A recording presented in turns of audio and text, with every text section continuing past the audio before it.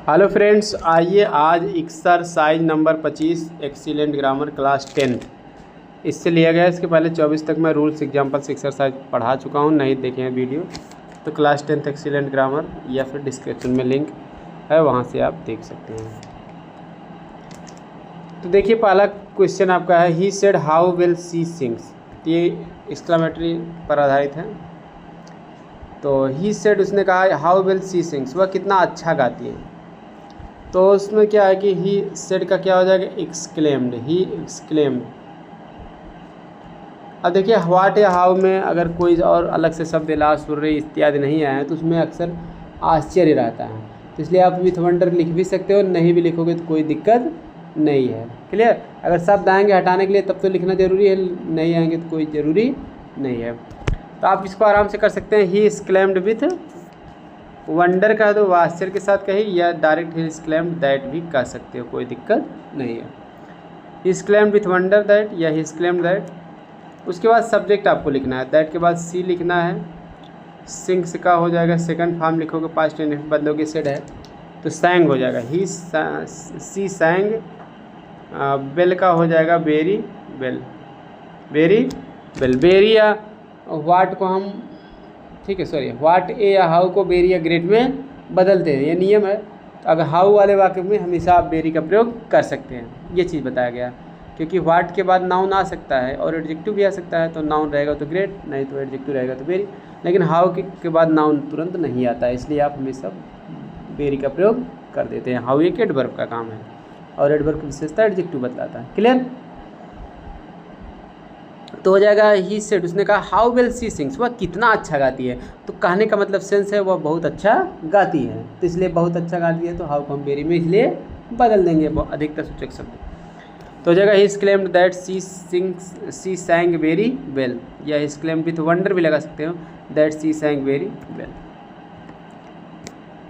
अगला है the child said, the child, बच्चे ने कहा how beautiful the flower is, फूल कितना सुंदर है। तो द चाइल्ड एक्सक्लेम्ड हो जाएगा, इसमें भी एक्सक्लेम्ड, ठीक है। दैट लगा दीजिए, दैट के बाद द फ्लावर, इज का क्या हो जाएगा, was. That the flower was, फिर हाउ को हटा देके आप क्या करें, वेरी, फिर ब्यूटीफुल करेंगे। हो जाएगा the child exclaimed that the flower was very beautiful, ठीक है। इस तरह से इसको भी एक्सक्लेम्ड दैट लगा दीजिए, एक्सक्लेम्ड विथ वंडर भी लगा सकते हैं दैट से पहले।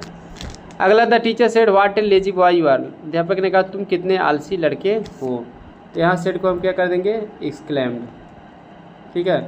अब इसमें क्या है कि अर्थ के अनुसार आप with wonder, with anger, with regret कुछ भी लगा सकते हो, तमाम सारे शब्द हैं, जो भी प्रकट हो उस हिसाब से लगा दो, नहीं तो आप एक्सक्लेम्ड से ही काम चला लो। अब इसमें द टीचर एक्सक्लेम्ड दैट कर सकते हो, या एक्सक्लेम्ड विथ एंगर, क्रोध के साथ कहें। दैट यू को हम पद को बदलना ही पड़ेगा, तो यहाँ आप ही मान लीजिए दैट के बाद, ठीक है।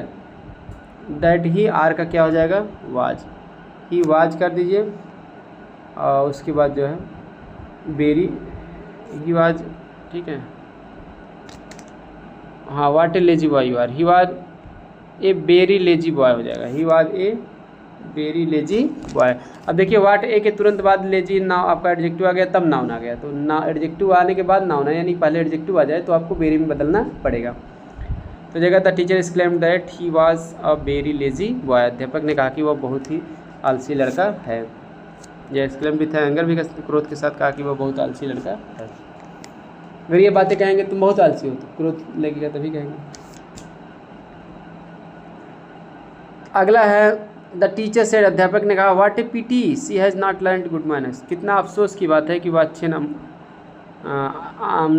माइनस में तौर तरीके है या व्यवहार, अच्छे व्यवहार नहीं सीखी हैं या अच्छे तौर तरीके नहीं सीखे।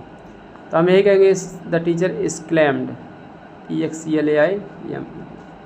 देखिए एक्सक्लेम्ड दैट लगा दीजिए, उसके बाद व्हाट ए पिटी, इसमें सब्जेक्ट और वर्ब नहीं है पिटी के बाद, क्योंकि जबकि व्हाट ए हाउ वाले में सब्जेक्ट वर्ब आता है लास्ट में। तो आपको क्या करना है, सब्जेक्ट वर्ब नहीं है तो इट सब्जेक्ट और इज वर्ब मान लीजिए, और टेंस बदलोगे तो वाज हो जाएगा।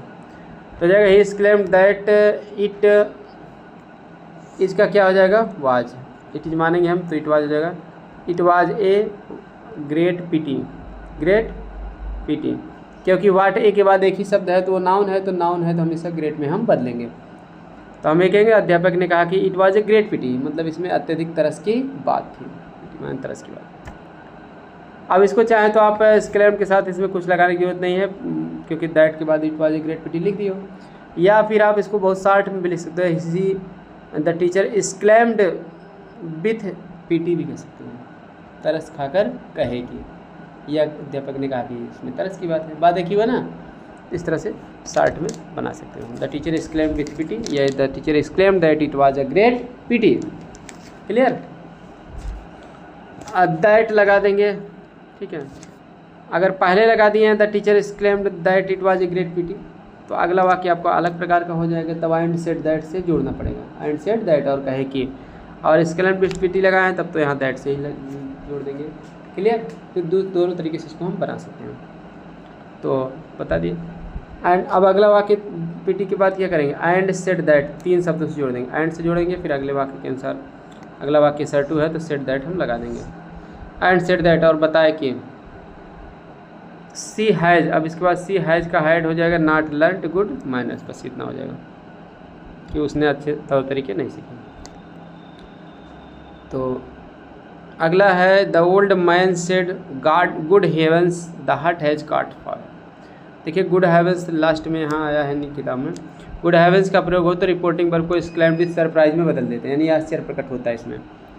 तो आपको करना क्या है, इसमें ऐसे का the old man exclaimed with surprise, बूढ़े आदमी ने आश्चर्य के साथ कहा, उसके बाद आप दैट लगा दिए, तो एक्सक्लेम्ड विद सरप्राइज लगा देंगे तो गुड हेवंस खत्म हो जाएगा, आपका हट जाएगा।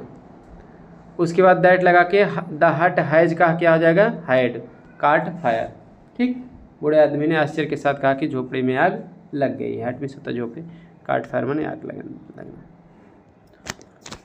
अगला है his brother said what is stupid fellow you are, तुम कितना मूर्ख लड़के हो। तो हिज ब्रदर सेड को किस में बदल देंगे हम, एक्सक्लेम्ड में बदल देंगे, हिज ब्रदर एक्सक्लेम्ड, ठीक है। अब यहाँ उसके बाद दैट लगा देंगे, ठीक है। विथ वंडर भी आप लगा सकते हो लेकिन कोई ज़रूरी नहीं है।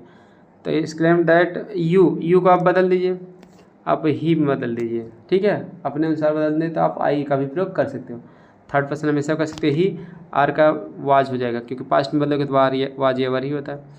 तो that he was a very stupid fellow हो जाएगा, वेरी स्टूपिड फेलो जो इसमें है, क्योंकि वाट ए के बाद देखिए स्टूपिड आपका एडजेक्टिव आया, फिर फेलो आपका नाउन आया है। अगर वाट ए के बाद ये अगर 2 शब्द हैं तब उसके बाद सब्जेक्ट वर्ब है तो पहला एडजेक्टिव रहेगा, दूसरा नाउन रहेगा, और ऐसी कंडीशन में हमेशा वेरी का प्रयोग होगा।